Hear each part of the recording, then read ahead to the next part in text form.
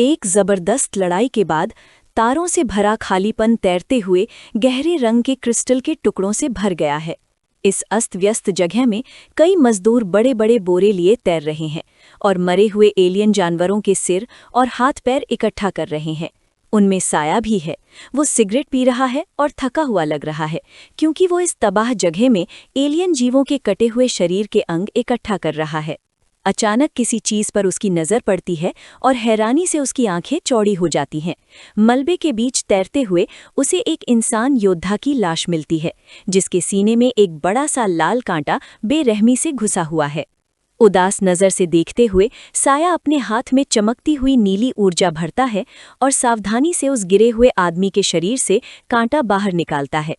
अपनी storage bracelet का इस्तेमाल करके, जिसे तेज नीली रोशनी निकल रही है, साया उस इंसान के बचे हुए शरीर को इज्जत के साथ उसमें रख लेता है। वो इस बात का पूरा ध्यान रखता है कि युद्ध के मैदान में मारे गए अपने साथियों के शरीर को ठीक से संभाले, जिन्होंने लियू शेंग की रक्षा करते हुए अपनी जान दी थी। अपनी चमकती हुई अंगूठी को ध्यान से देखते हुए साया सिगरेट का कश लेता है। उसके चेहरे पर पसीने की एक बूंद टपक रही है। वो तारों भरे आसमान के रईसों की सिखाई बातों के बारे में सोचता है और उसे एहसास होता है कि इस युद्ध की असलियत उसकी सोच से कहीं ज्यादा क्रूर है। इस कठोरता को देखकर उसे शक होने लगता है कि क्या वो जिंदा घर लौट पाएगा। खाली जगह में तैरते हुए, अपना बोरा घसीटते हुए और राक्षसों के अंग उठाते हुए साया अपनी यात्रा के बारे में सोचता है। जब से वो भर्ती वाले जहाज पर चढ़ा है, तब से उसकी जिंदगी उसे एक अजीब सपने जैसी लग रही है। सिगरेट पीते हुए, खाली नजर से घूरते हुए वो सोचता है कि क्या उसने हाल ही में जो कुछ भी देखा है वो सच में असली है। ऊपर देखते हुए साया को लियू शेंग की याद आती है, जो एक विशाल ब्रह्मांडीय तूफान के बीचों बीच तैर रहा था और उस जबरदस्त शक्ति के बहुत नीचे खड़ा था। साया हैरानी से सोचता है कि क्या वो सच में इतना खुशकिस्मत था कि उसे किसी ऐसे इंसान से मिलने का मौका मिला जिसने आसानी से एक लेवल 13 के जानवर को मार डाला और एक लेवल 14 के सबसे ताकतवर जीव पर हमला करने की हिम्मत की। एक राक्षस का हाथ पकड़े हुए एक अजीब सी मुस्कान के साथ साया अपनी खुद की सीमाओं के बारे में सोचता है। वो जानता है कि चूंकि वो सिर्फ लेवल 11 पर है, इसलिए वो युद्ध के मैदान की रैंक में सबसे नीचे आता है और ठीक इसी वजह से वो सिर्फ सफाई का ये मामूली काम करने के ही काबिल है। अंतरिक्ष के मलबे के बीच तैरते हुए साया की नज़र अचानक पास ही तैरती हुई एक मरे हुए इंसान की लाश पर पड़ती है। सावधानी से पास जाकर साया देखता है कि वो लाश पूरी तरह से सही सलामत है और उसके सभी अंग मौजूद हैं। ये देखकर वो सोचने लगता है कि आखिर उस आदमी की मौत कैसे हुई होगी। अचानक उस मरे हुए आदमी का हाथ फड़कता है और उसमें से लाल रंग की चमकती हुई ऊर्जा फूट पड़ती है। वो आदमी अचानक उठकर बैठ जाता है, जिससे साया चौंक जाता है। वो इस हरकत को देखकर हैरानी से चीख उठता है। वो आदमी मुड़ता है और उसके सुनहरे बाल, नुकीले कान और शैतानी मुस्कान दिखाई देती है। साया की आंखें फटी की फटी रह जाती हैं, क्योंकि वो उसे तुरंत पहचान लेता है और पूरी तरह से सदमे में आकर उसका नाम चिल्लाता है। हुआंग जी। हुआंग जी उन शुरुआती रंगरूटों में से एक था जो उनके साथ युद्ध के मैदान में गया था, लेकिन उसने अपनी असली ताकत छिपा रखी थी और एक लेवल 13 के जानवर के हमले के बाद वो उस समूह से गायब हो गया था। अंतरिक्ष में आसानी से तैरते हुए हुआंग जी बड़े ही बेपरवाही से साया का अभिवादन करता है और कहता है कि उन्हें एक दूसरे को देखे हुए काफी समय हो गया है। घबराहट में पसीना पोंछते हुए साया ने मान लिया था कि हुआंग जी बहुत पहले ही अंतरिक्ष में कहीं खो गया होगा या मर गया होगा। उसे ये देखकर पूरी तरह से हैरानी होती है कि वो हाल ही में की गई सुरक्षा लड़ाई के लिए बेस पर वापस आ गया है। साया का भ्रम और घबराहट और भी गहरी हो जाती है, क्योंकि वो बेचैनी से सोचने लगता है कि आखिर हो क्या रहा है और हुआंग जी ने अचानक मरने का नाटक करना क्यों बंद कर दिया है। एक शैतानी मुस्कान के साथ हुआंग जी साया का मजाक उड़ाता है और दिखावटी हैरानी जताता है कि लैल सा परिवार का युवा मास्टर उसके जैसे एक मामूली इंसान को याद रखेगा। आरोप लगाते हुए साया ये जानना चाहता है कि क्या हुआंग जी उसके दुश्मनों द्वारा भेजा गया कोई हत्यारा है। हुआंग जी बस साया से अंदाजा लगाने को कहता है और साथ ही अपने चमकते हुए हाथ से एक लंबी तलवार बाहर निकालता है, जो तेज आग जैसी और नीली ऊर्जा से दमक रही होती है। हताशा में अपनी मुट्ठी भींचते हुए साया को एक कड़वी सच्चाई का एहसास होता है। हुआंग जी ने अपनी मौत का नाटक इसलिए किया था ताकि वो सही मौके का इंतजार कर सके और इस खाली जगह का इस्तेमाल करके चुपके से उस पर घात लगा सके। जैसे ही वो हथियारबंद हथियारा उसके करीब आता है, साया को जोरों का पसीना आने लगता है। वो जानता है कि हुआंगजी एक बहुत ही ताकतवर लेवल 12 का माहिर योद्धा है, जिसने 3 नियमों की शक्तियों को आपस में मिला लिया है। साया इस नतीजे पर पहुंचता है कि अब उसके बचने का कोई भी रास्ता नहीं बचा है। साया के चेहरे पर एक गहरा साया छा जाता है जब उसे ये एहसास होता है कि भले ही उसने खुद को निर्वासित करके बाहरी अंतरिक्ष के युद्ध मैदान में भेज दिया था, लेकिन जो लोग उसका शिकार कर रहे हैं वो अब भी उसे शांति से जीने नहीं देना चाहते। एक शैतानी मुस्कान के साथ हुआंगजी अपनी जीभ बाहर निकालता है और साया से कहता है कि केवल मरे हुए लोग ही दूसरों को सच्ची मानसिक शांति दे सकते हैं। पीछे की ओर तैरते हुए साया बड़ी ही बेताबी से पूछता है कि बाहरी अंतरिक्ष के युद्ध मैदान में उसका शिकार करने का इतना बड़ा जोखिम उठाने के लिए उस हत्यारे को आखिर कितने पैसे दिए गए थे। हुआंगजी ने बड़े ही बेपरवाही से अपने सिर पर रखे भारी इनाम का खुलासा किया, 1 लाख लेवल 2 रिसोर्स प्लैनेट। अपनी तलवार थामे हुए हुआंगजी ने अपने शिकार का मजाक उड़ाया और कहा कि साया ने अपनी खुद की कीमत और अपने परिवार के पैसे को कमाका था। उस हत्यारे ने मुस्कुराते हुए आगे कहा कि उसे कभी एहसास ही नहीं हुआ कि एक जान की कीमत इतनी ज्यादा हो सकती है। पसीने से तर और घबराया हुआ साया अपनी जान बचाने के लिए फौरन मोल भाव करने लगा। उसने हत्यारे को 1 मिलियन लेवल 2 रिसोर्स प्लैनेट देने की पेशकश की, बस इस शर्त पर कि वो उसे जाने दे। हालांकि उसकी ये पेशकश अनसुनी कर दी गई। एक पागलपनी भरी मुस्कान के साथ हुआंगजी आगे की ओर झपटा और साया का मजाक उड़ाते हुए उससे कहा कि अगली जिंदगी में वो कम उबाऊ नॉवेल पढ़ा करे।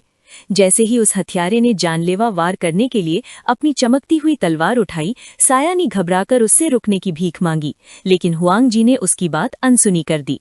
उसके मरने की गुहारें और चीखें, उस जोरदार वार की उम्मीद करते हुए साया अपनी आंखें कसकर बंद कर लेता है और दहशत में चीख पड़ता है जब वो जानलेवा तलवार उसकी तरफ नीचे आती है। एक पल बीतता है और ये महसूस करके कि वो 2 टुकड़ों में नहीं कटा, एक हैरान साया सावधानी से अपनी एक आंख खोलता है ये देखने के लिए कि क्या हुआ।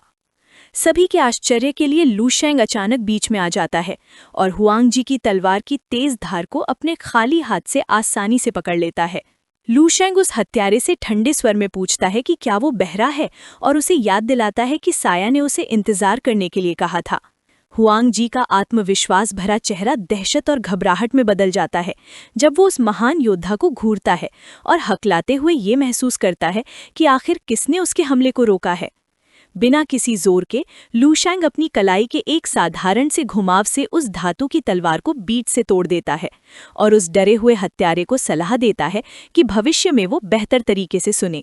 साया अपनी जान बचाने वाले को आंखें फाड़ कर देखता रहता है और पूरी तरह से अविश्वास में लूशेंग का नाम हकलाते हुए लेता है, जबकि लूशेंग उस टूटी हुई तलवार को लापरवाही से पकड़े रहता है। एक आत्मविश्वास भरी मुस्कान के साथ लूशेंग हुआंगजी की तरफ देखता है, तभी अचानक हाईजी डाओ ठीक उसके पीछे प्रकट हो जाता है। एक सफेद रोशनी में चमकते हुए और पूरा नियंत्रण दिखाते हुए लूशेंग शांति से हाईजी डाओ से पूछता है कि युद्ध के मैदान में किसी इंसान की हत्या की कोशिश करने की आधिकारिक सजा क्या है। हाईजी डाओ बताता है कि सैन्य अदालत एक निष्पक्ष सुनवाई करेगी, जिसका नतीजा ज्यादातर यही होगा कि उस हत्यारे को अबिसल स्पेस यानी गहरे शून्य में निर्वासित कर दिया जाएगा। अपनी शक्ति का उपयोग करते हुए लूशेंग उस डरे हुए हुआंगजी को एक चमकती हुई बैंगनी रोशनी में लपेट लेता है और उसे हवा में ऊपर उठा लेता है और लापरवाही से हाईजी डाओ से कहता है कि वो इस कैदी को उसके हाथों में सौंपता है। वो घबराया हुआ हत्यारा हाईजी डाओ से माफी के लिए जोर जोर से गुहार लगाता है, रोते हुए कहता है कि उसने एक बहुत बड़ी गलती की है और वादा करता है कि वो फिर कभी ऐसा नहीं करेगा। उन गुहारों से जरा भी न पिघलते हुए हाईजी डाओ हुआंगजी के चेहरे पर एक जोरदार थप्पड़ मारता है, जिसे उस हत्यारे के मुंह से खून निकल आता है और वो ठंडे स्वर में उसे चुप रहने के लिए कहता है।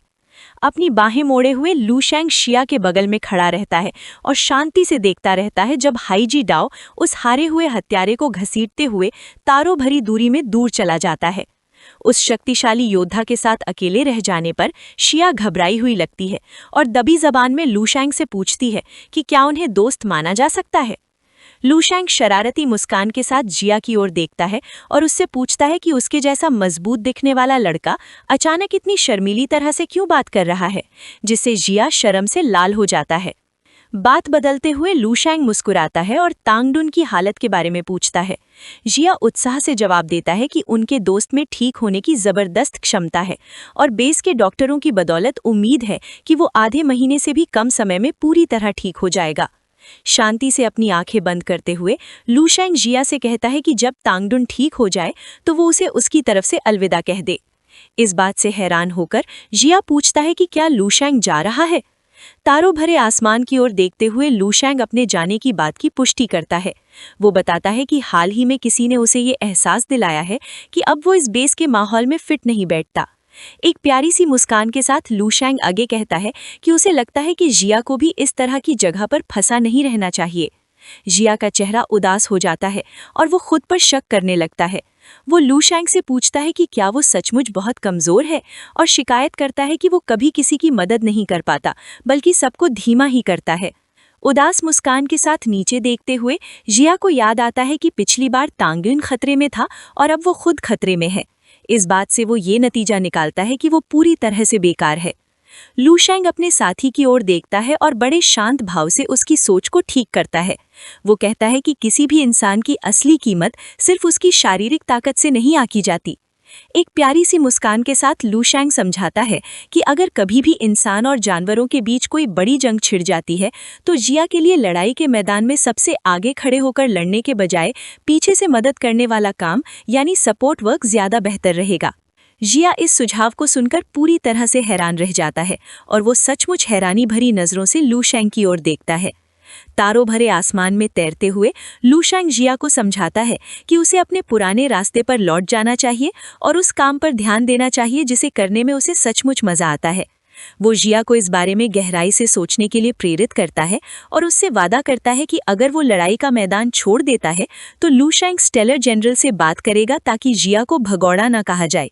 वो ये भी कहता है कि हो सकता है कि वो जिया के लिए कोई छोटी मोटी कमांड वाली जगह भी दिलवा दे। ये सुनकर जिया बहुत ही इज्जत और तारीफ भरी नजरों से लूशैंग की ओर देखता है।